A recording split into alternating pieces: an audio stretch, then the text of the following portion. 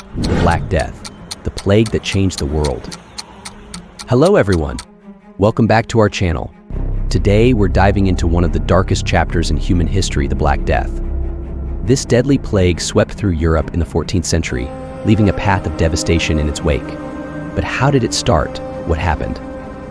And what were its lasting impacts? Let's find out. The Black Death, also known as the bubonic plague, hit Europe in 1347 and raged until 1351. It killed an estimated 25 to 30 million people, which was about 1/3 of Europe's population at the time. But where did it come from?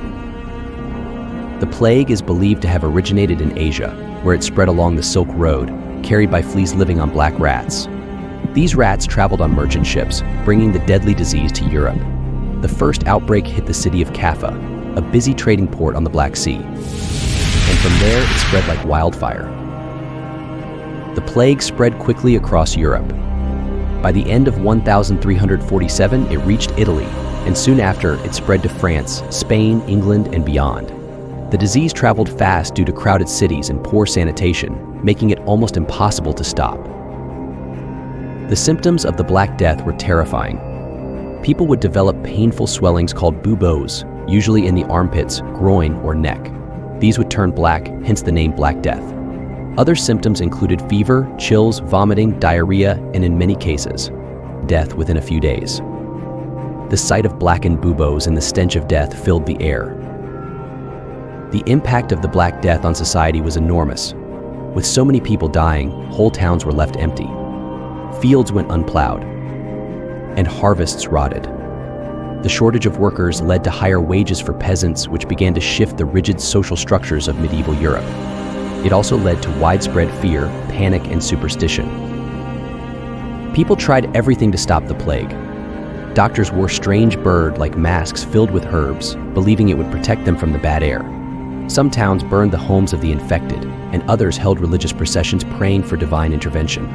Sadly, none of these methods were effective against the plague.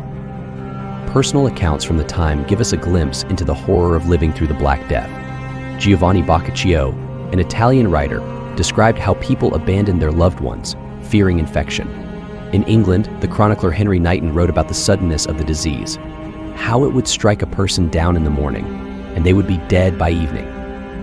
These stories reflect the sheer terror and helplessness felt by those who lived through it. Medieval medicine had little understanding of how the plague spread or how to treat it. Many believed it was a punishment from God, while others blamed bad air or miasma.